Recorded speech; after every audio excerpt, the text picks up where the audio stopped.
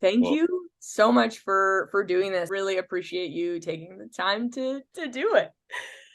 yeah, man, absolutely. That sounds awesome. I always obviously like to have people introduce themselves first, but my show's called Are You Okay? And I always ask, like, my first question is always to ask my guest if you're doing okay.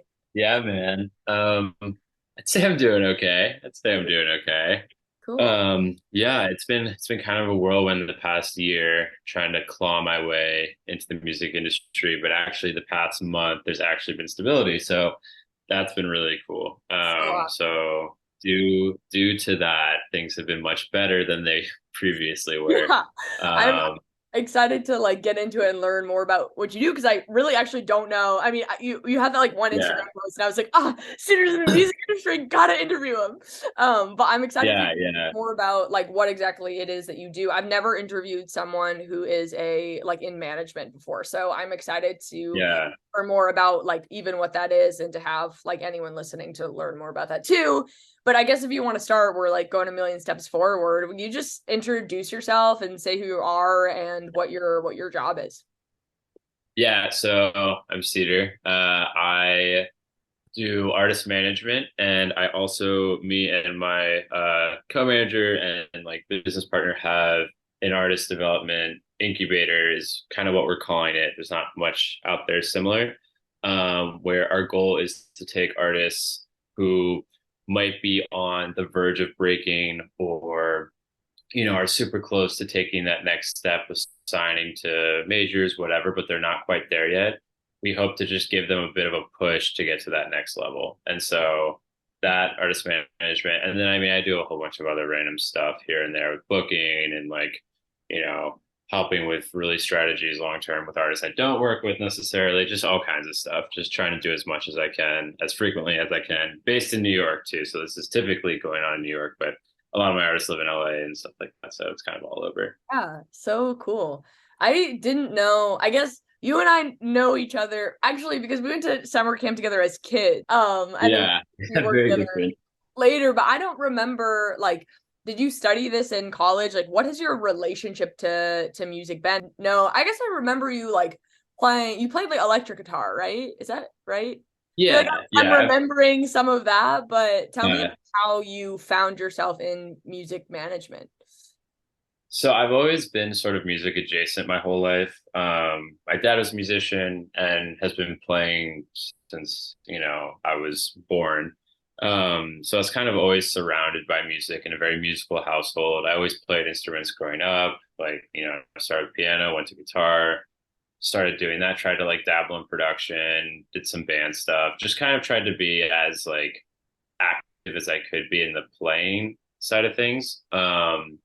And I never really wanted to get into the industry because I always was nervous that once something becomes a job, the relationship with it changes. And so I Yeah. was pretty scared that like, if I'm relying on music to pay the bills or whatever, and I have such a great relationship with music that I didn't want to like taint that in any capacity. Um, and so I went to college for political science, entirely different, and got pretty involved with this organization, Headcount. I don't know if you've heard of it. They like register people to vote at festivals, concerts, stuff like that. So it's sort of a fusion of music and politics. Um, and as I started working with them more, I started to realize how much I was like, oh, this is awesome. Like I really like, being in the music industry and stuff like that. Um, and that was sort of near the end of my time in college. I was like, yeah, I don't want to do the politics thing. This sucks. I hate this. And was like, all right, I got to pivot and find a way to kind of get more involved in the music industry. I worked at a venue in DC called DC9, which was just more exposure to the industry. And I was just like, yeah, this is awesome. Like, I love being involved in the live space. I love, looking at up and coming acts. And I mean, there was just so much at that venue that I got to do, which was super cool. So that combined with headcount, I was like, all right, yeah, I gotta do this. So,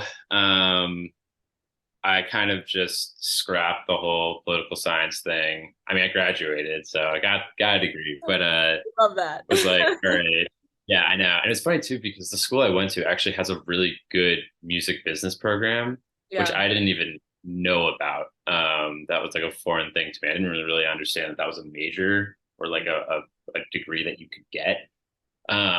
So I didn't have any interaction with it, which is weird because I tell people what school I go to and they're like, "Oh, it's a great program." I'm like, no, and I didn't do that. I didn't do that at all, actually.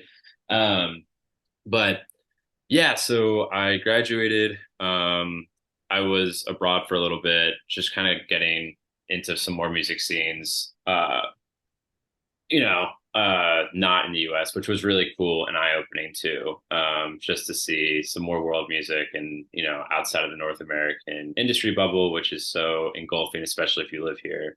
So it was really cool to get some more exposure to how things operate in other places. And then when I came back to the US after being gone for a little while, I just essentially cold email every single manager and agent of bands that I liked.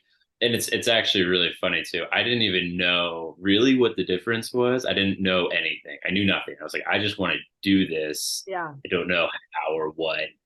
Um, and so I got some interviews with some, more corporate labels or not labels, corporate agencies and stuff like that, UTA, WME, and just bombed them because I did not know what I was talking about. I was like, I can't even admit to what I was like saying in those interviews, how far off I was. Like I truly was missing the point dramatically on what an agent was and stuff like that. So I kind of just like kept sending emails, hoping that someone would like help me in some capacity. Got one response to like 1,000 emails sent, and it was this woman, Lyran Gray, who manages Truesdale, which is an amazing band. If you haven't heard them, they're like folk, pop, Cool. indie. They're really cool, really, really talented. So I just kind of acted as like a day to day for Truesdale for a while. For about like 7 months and then just wanted to do stuff myself, wanted to try and branch out and do my own thing as I learned a lot more and like actually understood how everything interacted and met more people and all this stuff. Um, so then I met Ava, who's my co-manager and business partner on all kinds of things. And we just started working together and it has been an amazing relationship since. Now manage a roster between the two of us, it's like eight, I think, seven or eight. Yeah, and so she started this management company called Next Wave like 4 years ago, and yeah, so she'd been doing her thing for a while. I kind of just tagged along, and now we, between the two of us, manage a bunch of incredible up and coming developing artists. Um, and yeah, it's been doing that since like January. But I've been very headfirst into the scene since then. So And awesome. since we started working, we kind of found some holes and some issues that exist in the industry, and thus us creating the incubator that we started. And so that has officially gone live as of a month ago, called Development. And our first artist is a management client, Hannah Hill. And her project is just absolutely incredible. We're super excited to be rolling it out. There's, I think, one more single, and then the full EP drops in a couple months. So So yeah, exciting. it's pretty We'll crazy. Very definitely cool. That's the definitely play journey. play some artists like Yeah. on the show after for sure. We'll connect about that. Tell me about like who are the artists that you're managing and do you like who are you looking for to manage? How does that like relationship work? Do you seek out artists? Do artists seek you out? How does that work? It's a little bit of both. So, I mean, the artists that technically I myself manage, because me and Ava split sort of everything, are Avery Lynch, we co-manage. She's very in that sad girl lane, as you were Yeah, mentioning. cool. Um, yeah, so we manage her. Just signed this artist Buff Chick, who is awesome. I actually think you would really like Emmy, just from what I remember of your taste. Cool. She's really great. And then Palmer, who's like indie rock. But Buff Chick's also kind of on the indie side, but like very influenced by Pine Grove and like modern Oh, baseball and stuff like that. And you can hear the influences pretty clearly yeah. in her music. So yeah, Also so sick it's weird because name. Buff Jake yeah, is I such a know, sick right? name. Yeah, it's super goofy. And I thought there was like some very like unique meaning behind it or something. And it's she just likes buffalo chicken. That is literally the root of it, and that's it, which is awesome. It says a lot about her too. But yeah, it's a great name.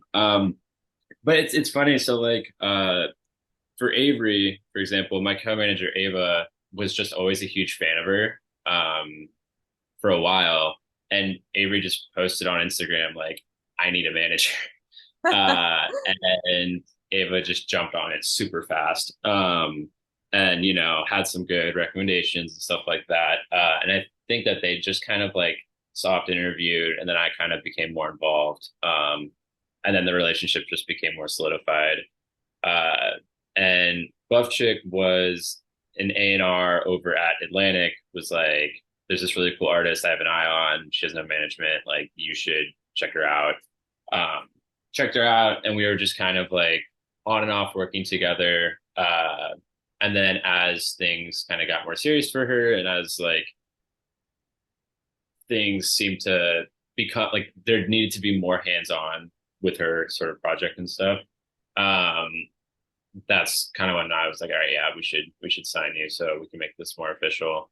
But I mean, when you're like looking for a client, you're looking for a bunch of different things. Like first off, you gotta like the music, right? Like that's super important. You gotta like the vision. If there's, they're like, yeah, we have this 5-year plan of certain releases and stuff. That's really attractive, like I mean, I will obviously work with artists who are like, I don't know what my next plan is, but like it's attractive to have someone with some sort of plan because then you can kind of play into it. It pitches well. I mean, the live needs to be good. That's super important. Me and Ava have this rule that like we won't work with anyone who we don't see live just because that needs to be like up to par, right? Because there's so many artists who are incredible, absolutely incredible in the studio, but it just doesn't translate live. And like I personally don't think that you can have a super sustainable career with that. Like you sort of can, but I think, if you really want to be a professional musician for your whole life, like the live needs to be very, very tight. So I mean that's another really important thing to look for. And I mean, ultimately, too, they just need to be someone good to work with. They can't be super difficult and problematic or whatever. Just like a good person that you would hang with. That's like such a weirdly important element of all of this is like, are they a good hang? Are you a good hang as a manager? Like, that is like super, super important. Just because you spend so much time with these people, you're on the Yeah. phone with them every day, you might be going on tour with them. Like, you need to not be the worst person ever. So, that's another really important thing too. But in terms of musicality, it's like I'm very, very into the jam scene and like into some like R&B, neo soul jazz stuff, which I don't touch at all. I don't work anywhere close to Yeah. that. It's a very different industry depending on genre, right? Um, so I'm not necessarily looking for stuff that like I listen to on the regular, which some managers do, some don't. I look for stuff that I feel like I know is good, I know is going to do well, and I feel like there's a lot there already, and there's a lot to be molded into something, larger. Um, and yeah, I think that's the bulk of it. It's tough because I always want to work with more and more artists like all the time. I get super excited about artists nonstop, but I just have to remind myself like I can only do so much. I need to like not try and sign like 1,000 people because it'll be Yeah. very exciting if that Yeah. was the case. It's not, but yeah, That's yeah. cool. Will you talk about, you touched on it, but talk about some of your musical influences and maybe like, do you think eventually you'd like to be able to manage like in the genre that you dig? Like, what did that look like for you growing up and now? And do you see that ever coming into your career? Yeah, so I think that kind of touches on, and I didn't even necessarily realize this until more recently, but like me saying, like, I want to separate the things that I'm super passionate about and work, right? Um, and it's like, I'm very influenced by the Grateful Dead. That's been like very, very, I remember. it's kind of formed who I am in some capacity. And obviously everything that stemmed down from that, whether that be other jam bands, Fish, Goose now, I mean, there's a million others, but like Those are the big ones. But like that was very influential in so like my upbringing and stuff like that, as well as sort of jazz funk and like regular funk, like Parliament, Herbie Hancock, Stevie Wonder, um, and then everything that kind of falls under that. Which there's so much incredible music that kind of comes from the tree of Stevie Wonder, or the tree of Herbie Hancock, or whatever.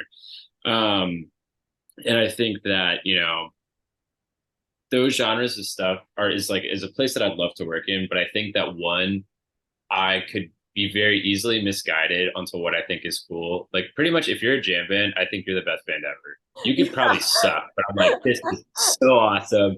30-minute song, like just like jamming on for way too long. It's just the best thing ever. Um, but it's like ultimately I gotta be practical. And if like something isn't good, I need to be able to see that.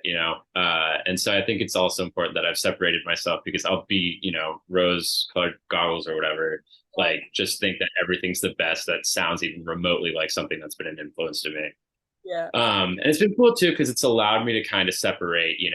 I want to go to a jam band show and not be thinking like in a work mode of like, oh, like who can I talk to here? Who can I network with here? Who like do I mutually know? I'm looking at this show so objectively. Oh, they don't sound super tight. This isn't good. Like I don't have to worry about that. I can just mindlessly go and enjoy it, and that's that.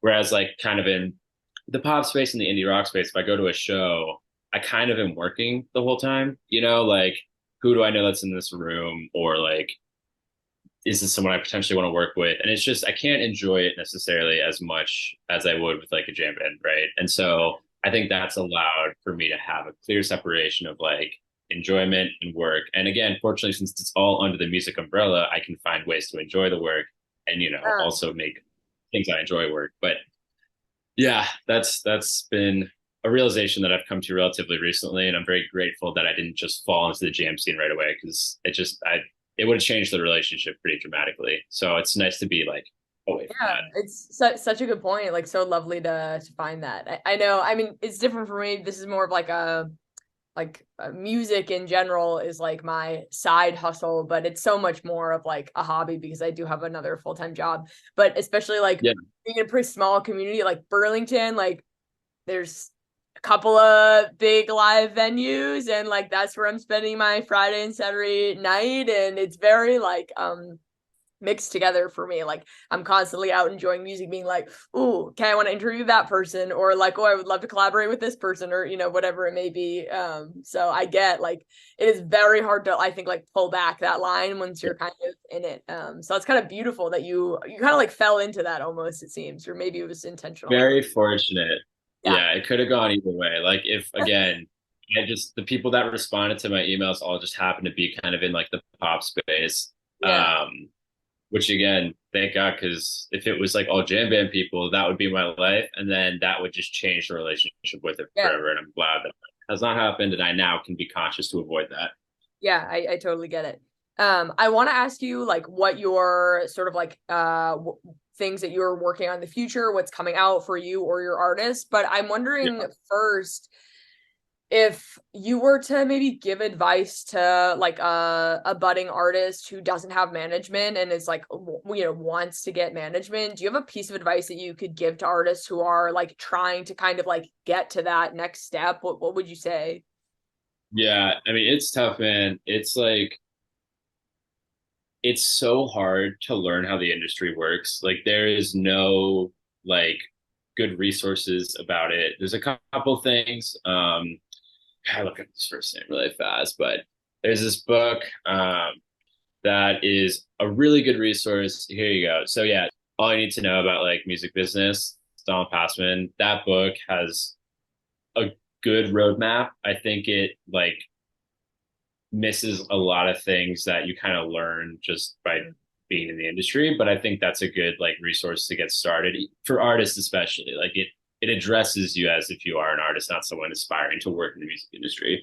But it's annoying because there's so many little things that like are impossible to learn about through like looking them up online or Yeah. even in school. Like I talk to people who got, music business degrees and whatnot, and they are missing so much information or don't know how things actually work and relate. So man, it's tough. It's tough. Yeah, I mean, passing book's important. I think reaching out to smaller band or artist managers is good. There's a resource called Roster. I don't know if you've heard of it. It essentially tells you, it's ROSTR, it's free, who an artist's manager is. You look it up and it just has the manager, all their personal information. And honestly, what I would really suggest doing is look for smaller artists that you're into and reach out to their management and say that you're influenced by that artist a lot and you want to seek help. And they might be able to put you in touch with someone. They might do it themselves. But yeah, I mean, playing live a lot is super important. I would suggest playing live as much as you can. Making sure your live sounds good. That's super important. Uh, and try to just collaborate as much as possible with like as many producers, artists, writers, whoever. Just like constantly try and like expand your creative network because that can open so many doors as well. Um, Cool. but yeah, it's tough, man. It's tough. Like it's Yeah, hard to learn stuff. It's taken me a while to that's like actually figure everything out, and I still don't even know yeah. half of what I need to know realistically. Yeah. It's But great advice though. Thanks. All right. I want to yeah, hear what are exciting things coming up for you? Do you have like, spaces you want like that the incubator space to go in that it's not right now? If you have artist release yeah. coming up, like tell us what's going on next for you and what we should be looking out for from you. Yeah, I mean, we got so many releases going on right now in management, as well as development. But I think, to plug development really fast, it's really exciting kind of what we've been able to build from that. I think it's going to be really interesting to see where we are in 2 years from now. Hopefully, the goal is that, people are looking to us as to what's going to be up next, and hopefully we can successfully get a few artists signed to majors or wherever they may want to end up. And we can accredit ourselves for maybe being partially responsible for that. But also just helping artists build out, their sound or their branding or their marketing or whatever. And I think hopefully when you look at development, you see an artist sign with us, you see a totally different artist when they leave, right? Like their music maybe has gotten substantially better, their production, their songwriting, whatever, we just try and fill holes for where artists feel they might be slacking. Honestly, a way to look at it is like sort of like soft trial management almost, right? Like doing management, acting in a management role while helping roll out music.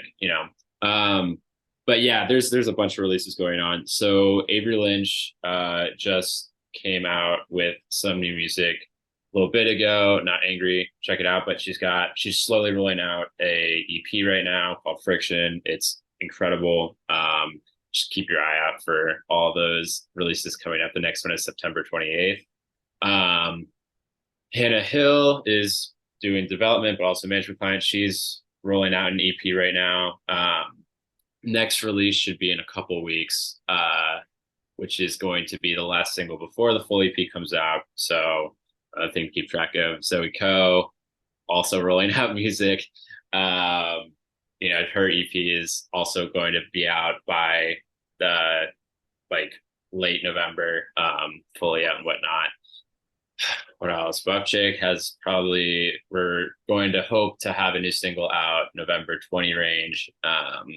Everyone's releasing right now. Guys, you'll have to like keep me posted. I'll follow you guys. Yeah, I will. Send me stuff. I I'll will. always plug it on the show and I'll always play it and stuff like that. I Yeah, love man, I appreciate that. any amount of artists. I always like to find new ones. But And lots of releases. Also, Avery Lynch has a national tour coming up with Blue Eyes. So if your city has, cool. That's sweet. tour coming by, check it out. I think the closest to you, Emmy, would be Boston, unfortunately. All right. But Maybe I'll make the trek. That is such a trek. yeah, exactly. But that's gonna be really exciting too. They're playing like let's say over 16 dates. Again, national, so all over. Really exciting for that too. So that starts in like mid-October. But lots going on. Lots going on. Oh, super exciting. And then lastly, just tell people where they can find you or your artists? Like what's the best place for people to? Yeah, I mean, finding me Instagram like Cedar_Williams. And honestly, like, please, I mean, like, tell people like always reach out if you have Yeah. questions about music stuff, releasing as an artist, as someone who wants to like come up in the industry, because it's tough. It is very confusing and like hard to find Yeah. any actual like advice on anything. So I would really suggest, just finding someone to talk to. It's like a 30-minute call can give you 6 months of planning, and that can be enough to get you to the next one or something like that. And again, I love helping artists. That's why I do this. So again, there's no stake in it for me just to have any kind of cause. Always down. I'm always down. But Yeah. yeah, so that's me. And then I would say follow the management account because that has all the artists in one place instead of me saying all their names, which is just NXTMG on socials.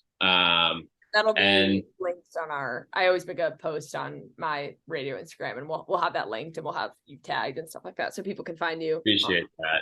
Yeah, Yeah. because that's where you can find all the artists and all the releases as they happen and stuff like that. Good way to keep track is through there versus me just saying 10 different Instagram handles. But yeah, man, it's been a weird year, but you're catching me at a good time during it. Okay, It was good. tough a little while ago, but it's I'm much so better glad. now. Yeah. Much better now. Awesome. Well, Cedar, thank you so much for being on the show. I really appreciate your time. But Absolutely. thank you so much for being on the show. It was so good to see you and catch up with you. Would love to see you and catch up with you like next time in New I York. know. Hopefully I can be in Burley soon. Yes, if you I are ever really love. for real, if you're I'll ever, let you know. let me know. Also, I obviously am like in the music community there, but if you ever need anything in that regard, I have quite a few buddies in the industry up here, and I can tons appreciate of it. like venues up here. If your artists are ever trying to play show, let me know. I got a guest Cool. Yeah. bedroom. Like if your artists need housing, I got you. Huge. Just reach Super out and helpful. let me know. Yeah, I know. I totally get Oh, it. dude, thank you. Yeah, Thank be careful offering that. Be careful offering that. But that's great. And yeah, say when you're in New York, let me know because I'm usually here. So, you. Sounds good. All right. Thank you oh so much. man, Enjoy your day. great catching up. Yeah, Yeah. have a good one. Yeah. All right, peace.